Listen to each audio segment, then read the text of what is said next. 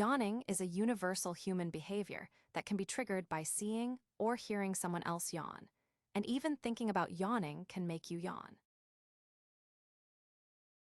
Yawning helps to regulate the brain's temperature, which can rise due to increased activity or stress, and this cooling effect can improve cognitive function.